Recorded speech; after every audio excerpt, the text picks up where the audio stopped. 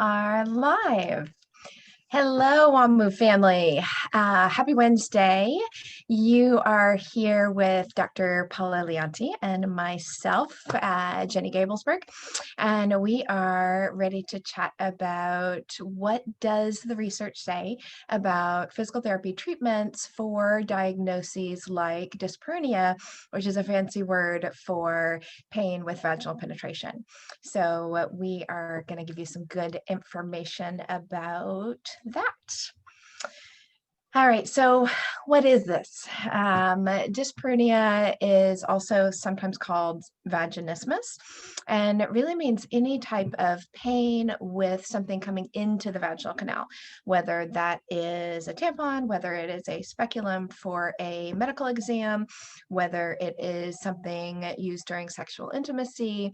And obviously, if somebody is having that type of pain, it impacts their ability to create intimacy with their partner. It can cause fear and apprehension, which has impacts on kind of all parts of our life.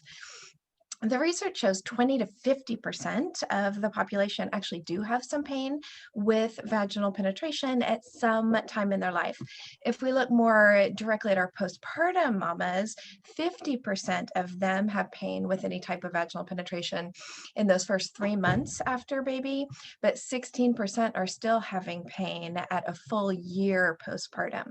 So not something that just naturally goes away on its own. So Paula's going to chat about some of the manual treatments that we do as physical therapists to help with this type of pain. Sure, yeah. So things that we can do. So we are manual therapists, we use our hands. So soft tissue massage, what that entails is that we use gloves and one finger usually at a time with some lubricant, and we'll go internally vaginally, and we'll keep an open line of communication of looking for trigger points. So I usually say, we're going to use a clock, imagining there's a clock on your vagina and it's facing the practitioner. And so 12 o'clock clitoris and 6 o'clock is where your fourchette is, or the bottom closer to your butthole. And we just go in a circle and we just do trigger points. So it's little light touching. And we talk about, oh, does this hurt? How does this feel? And we get a map. We're basically mapping your pain internally. There's 3 layers of the pelvic floor. We go layer by layer, looking for what would cause your pain. Whether if we ask questions, whether that's with initial penetration, that might be more of the first and second layer, and then deep penetration might be more of the 3rd layer. So that's, for me, that's soft tissue massage. Myofascial release, you have fascia everywhere. So I don't just think you're a vagina that has pain, right? So I'm going to work fascia, basically your entire trunk from back to front and side to side, bottom and top. So inner core muscles. So thinking of how things attach to the diaphragm, to the abdominal wall in the front, to your back muscles in the back, and to your pelvic floor at the base, and also everything on the sides of the body. So a lot of gentle fascial work for me. I just do fascial holds to positions of ease. I'm not trying to hurt you, although skin rolling, no one ever likes that, but it's necessary. So a bunch of that stuff. So you're moving things around, everything's connecting, right? And so, I mean, give an example, I can talk about this forever, but, you know, I was holding on to not so much vaginal pain today, but like fascia that's connecting to a tailbone and a sacrum from behind. And then my patient was like, oh, I feel that in my uterus and my rib. And so I was like, oh, okay, uterine sacral ligaments, and like, oh, how the suspension of the diaphragm is for that. So it's all connected. So you're doing fascial release, should be a little pain, some gain with that. Scar tissue mobilization. So if you've had a baby pass through your vagina and someone cut or there was tearing, there is scar tissue that's being laid down. Also, natural ways that our body builds muscle is to tear, create scarring, and then you utilize that muscle and you turn it back into actual muscle. So if you had an episiotomy and there's scarring right at that opening, it doesn't feel good. You ever like cut yourself and then like touch your cut? Like I have a cut right here. This really hurts without me touching it. So now you're trying to pass things through the vaginal opening. So we need that scar tissue to reabsorb and turn back into the tissue that was there prior. So it needs the pelvic floor needs a trampoline. It needs to ebb and flow in both directions to allow things to come out and things to go in. So it's just gentle fascial holds, teaching you how to do that at home too, to work on your own scars. And if you had not a baby come through there, you can still have scar tissue vaginally that you need to work on. And so that can be assisted not just with hands, but there are tools you can use where you can use dilators if that's a goal, or a Therawands, and you're working so the pelvic floor can open, expand, and allow both penetration and, you know, even just like maybe it hurts when you have a poop because the scar is going all the way towards the back wall. So a bunch of that. Visceral manipulation. So visceral is a fancy word for organ. And so we can manually mobilize organs. So at my one, the fancy one I like to learn is the kidneys walk a mile a day, just moving back and forth in your body. So you have to think about what your vagina is connected to, right? So it's connected to your uterus. So you can be having vaginal pain because there's restrictions around your uterus or your bladder or your sigmoid colon. They're all passing through that pelvic, your pelvic bone into a really tight space. So mobilizing those organs, both bowel, bladder, and uterus, can also help with vaginal pain. I think I went over trigger point release a little when I did soft tissue work. In my head, they're kind of all in one because you can do trigger point release. So that's when a muscle is stuck in a shortened position. These are my muscles. So when they contract, they lengthen, and when they shorten, you get a muscle contraction. So a trigger point is when nerve is causing muscles to stay contracted. And so you can gently do ischemic release technique, which is trigger point release, where you're holding that trigger point until it releases. And you can do this in different ways. You can do a long, prolonged hold. You can do on, off, depending on your pain tolerance. You can do soft tissue more sweeping versus working that trigger point, or positions of ease. And then some therapists have the techniques where they can actually feel how the nerves are communicating with the muscles. And so holding the nerve within the trigger point allows the muscle to release as well. Did I hit them all? Do you have anything you want to add? No, I think that was great. And I think it's so interesting to be able to discuss all the different types of manual therapy that we do versus just massage itself. So we're looking at muscles, but looking at fascia, all the connective tissue, how the nerves move, kind of all of that tissue. Which is a little more interesting to us. All right, so one of the big problems is that women get told that pain with penetration is just something they have to live with, that there's nothing wrong with them, that maybe they should just have a glass of wine, maybe they should use some Valium or things to help them relax. They're told they're a little too rigid or frigid, and that is why they're having pain with penetration. And truly, that's not the case. If you are having pain with vaginal penetration, there is something wrong. There is something going on. But oftentimes it is in this neuromuscular world that physical therapists live in and know how to assess, versus physicians aren't typically doing so much muscle and connective tissue assessment. They're really looking at, are there any cancers? Are there any dermatologic concerns?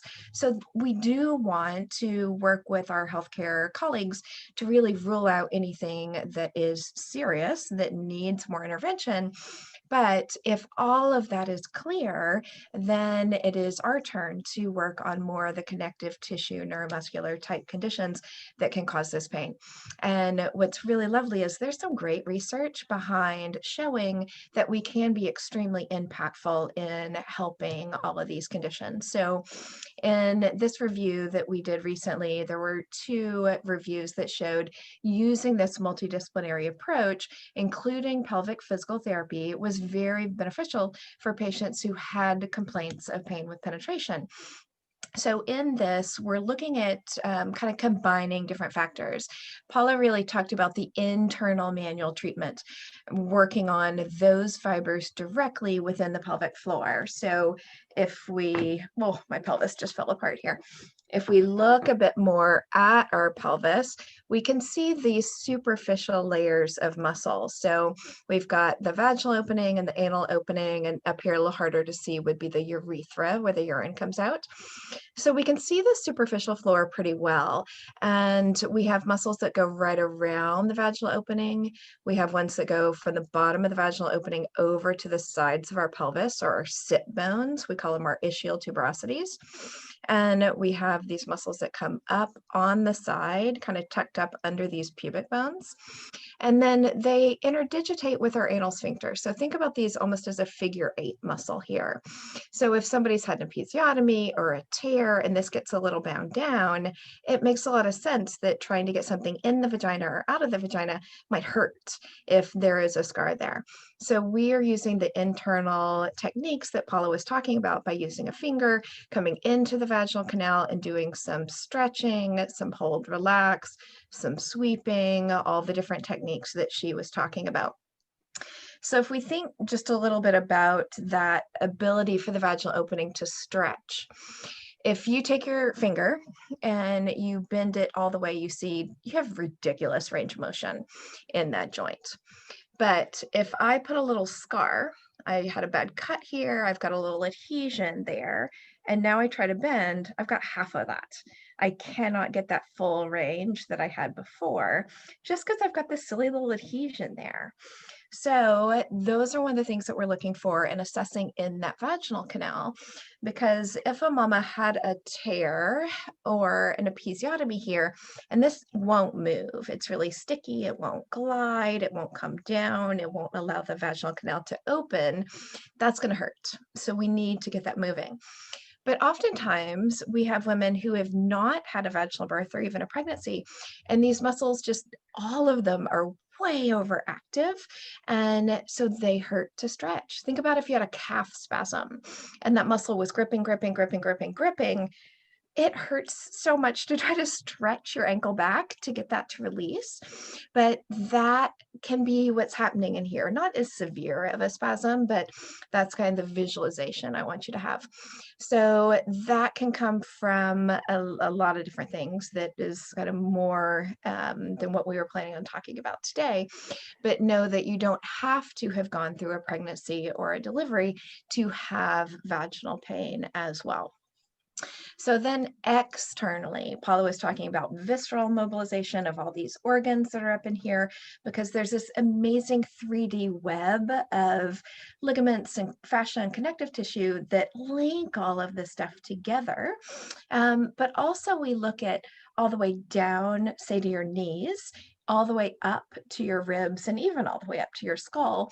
But what we want to see is, does the external fascia move well? So Paula mentioned skin rolling and how that isn't the most comfortable technique in the world, but it's really calming to the autonomic nervous system and it helps the tissue glide. So if you think about, you have all these layers of connective tissue, or what we call fascia. We want them to be like saran wrap, 2 layers of saran wrap with olive oil in between. So they just slide and glide on each other wherever they need to go. But what happens if there has been some sort of injury, some sort of scarring there? It's like saran wrap on saran wrap. And you know how hard that is to try to find the end of it and drag them apart. And, it just causes all these problems. So we're going in there and trying to nudge it and sweet talk it and get it to glide and move well so it doesn't hurt.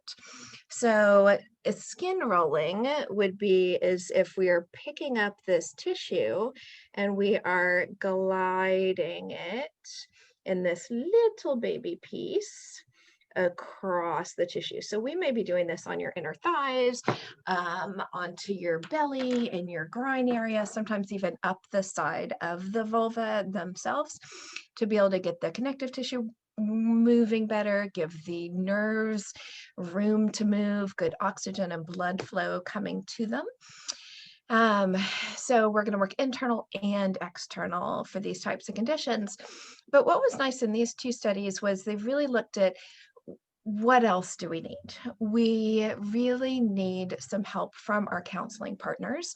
that if someone has had pain with penetration for years and years and years, then there is a lot of psychological impact to that, a lot of fear. We call it perception of threat that has become very elevated over the years. I had a very sweet patient come to me in her late 50s, early 60s, and she was actually having problems with bowel control. But when I asked her, "Do you have any pain with vaginal penetration?"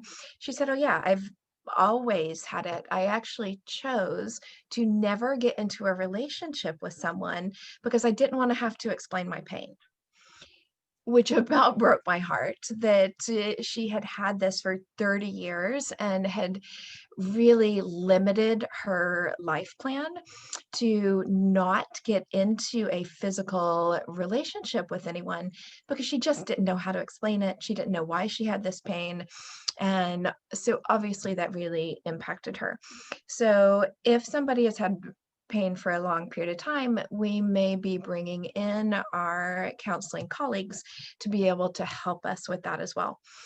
And then sometimes we need some meds, some pharmacology, and there is a lot of interesting stuff being done out there actually with vaginal suppositories. So not necessarily something you've got to take by mouth and have the chance of some more side effects, but things that go into the vaginal canal.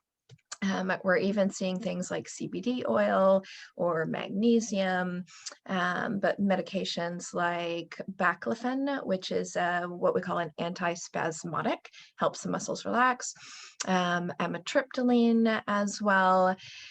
And let's see, what's the other one? Gabapentin is more of a nerve pain drug. So we see a lot of that as well.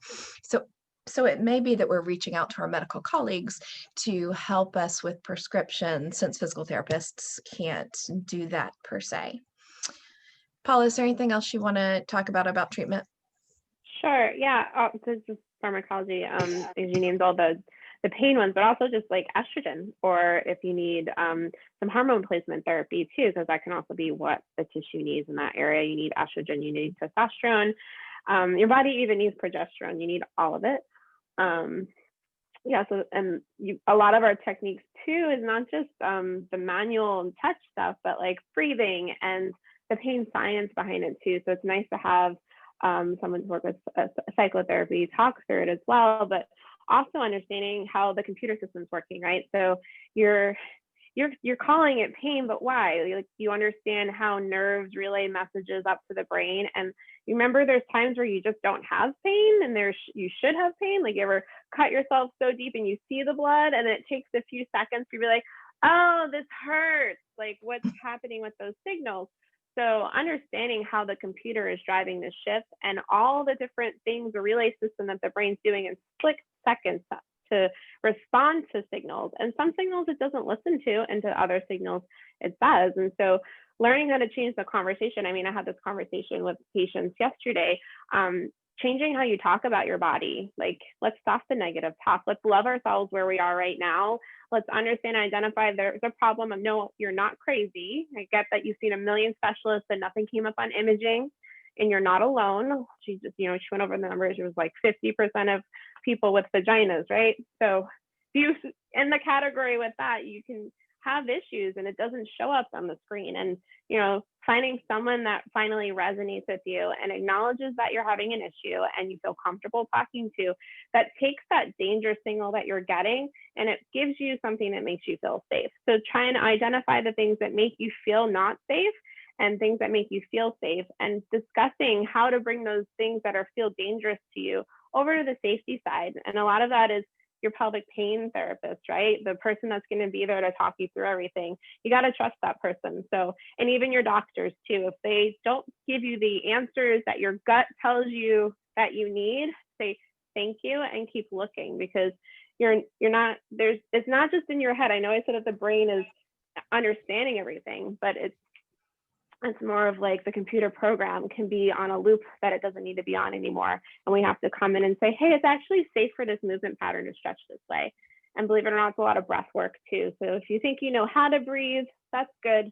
We're going to teach you how to breathe into the pelvic floor, or I call it vagina breathing. And so doing all that kind of stuff. So it's not just we're going to poke things that hurt, but we're going to give you tools to help you understand why it's hurting, what you can do to take back that power.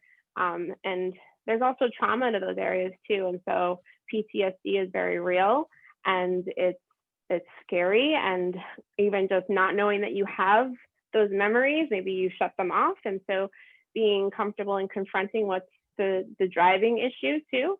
So there's a million different reasons why you can have vaginal pain. Some people are born that way, right? And so we're going to work on that. Some people develop it, and then, you know, so, and some people had trauma. So there's more. There's like 5 of them. We won't get into it, but it's a whole system for me. We're not just going to touch and do all that stuff too. We're just going to take the whole system together. So that's what I wanted to add. Yeah. I love that. Thank you so much. And next month, our topic actually is persistent pain and the pain science behind that. So come hang out with us on our Wednesdays that we go live and be able to check that out. Right, so go ahead. I was going to say, in conclusion, so there's many different ways to treat pelvic pain. You're going to have different therapists come at it in different directions. You want a good combination of both manual techniques and utilizing the right doctors on your side that can help write the prescriptions that you might need for vaginal pain to help. And it does help though. Like, let's say you're having pain with penetration, and part of our treatment is to penetrate. So if you have something to help those muscles take that on, it's a good combo. There's also other things too, like acupuncture as well, which is another sidebar for that. So in conclusion, you got manual therapy, dyspnea, pain with sex, and it doesn't have to be your new normal. I feel like you can get back or have a relationship with being intimate and feel good about it. Excellent. All right. So just to close us up, wanted to give you a heads up that later in the month on January 20th, we're going to be interviewing 2 physicians on pelvic pain. So we have Dr. Erwin Goldstein, who is a urologist who specializes in sexual medicine out of San Diego, and he does a ton of research and a ton of treatment and is kind of on the forefront of treating pelvic pain in general, but a lot of male pelvic pain as well. And then we have Dr. Jocelyn Craig, who is a urogynecologist in Long Beach, and she will be also joining the conversation to talk more about our female pelvic pain diagnoses. So we will be putting up a link to sign up sometime next week for that. You'll get a live Zoom link to be able to come on live. We also run it live on our Facebook page if all technology is working well for us at the time. So again, that's January 20th at 5 p.m. Watch for the signups. If you are a current patient, you'll be getting, or a past patient, you'll be getting an email about it. And if not, you will be able to sign up here on our Facebook page. And then end of the month, the last Wednesday of the month, about the same time, we will be having 2 of our therapists hop on and answer any other of the most common clinical questions we get about pelvic pain. But you're welcome to shoot us some questions at the bottom of this video, and we will note those and try to talk about them at the end of the month. So thank you so much for joining us, and we will see you soon.